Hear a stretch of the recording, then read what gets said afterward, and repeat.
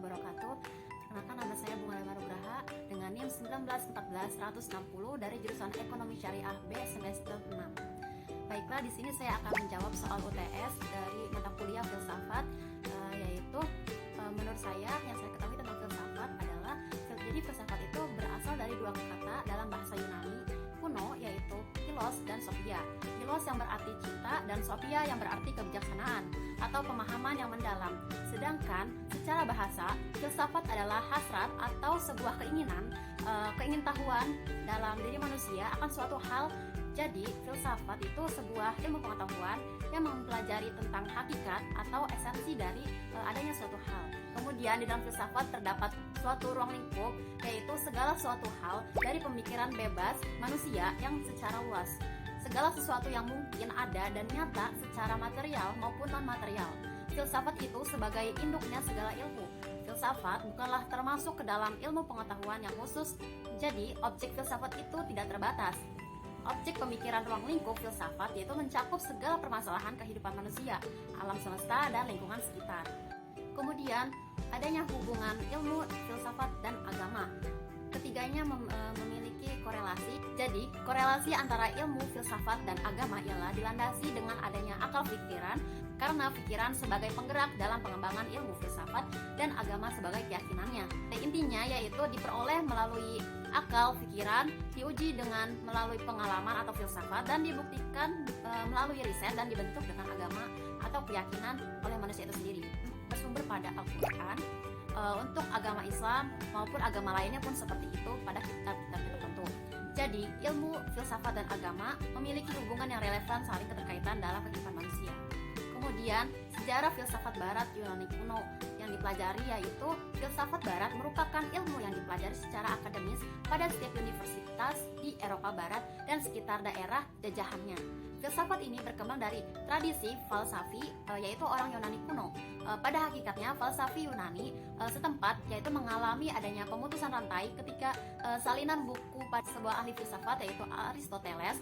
Pada bukunya seperti Isagoge, Categories, dan Porphyry telah dimusnahkan oleh pemerintah Romawi bersamaan dengan adanya eksekusi mati Boethius karena dia penyebar ajaran yang dilarang oleh negara. Filsafat zaman abad pertengahan dan modern. Filsafat abad pertengahan disebut sebagai filsafat skolastik karena pada zaman ini munculnya corak pemikiran yang berbeda dengan abad Yunani kuno. Kemudian abad ini ditandai dengan adanya pengaruh atau doktrin dari gereja yang sangat besar, dan pemikiran pada saat itu semuanya harus sesuai dengan Kristiani. Jika tidak mengikuti ajarannya, maka dianggap keluar agama atau murtad. Dan filsafat abad pertengahan memiliki beberapa tokoh diantaranya yaitu Agustinus, yaitu sekitar tahun 354 sampai 430 Masehi. Kedua yaitu ada Santos Anselmus sekitar tahun 1033 sampai 1109 Masehi. Dan yang terakhir ada Peter Abelardus sekitar tahun 1079 sampai 1142 Masehi. Abad pertengahan pada masa kejayaan skolastik yaitu sekitar tahun 1200 sampai tahun 1300 Masehi. Pada saat itu bukan hanya pemikiran filsuf Kristiani yang mempengaruhi, tetapi bercampurnya pemikiran filsuf Islam juga.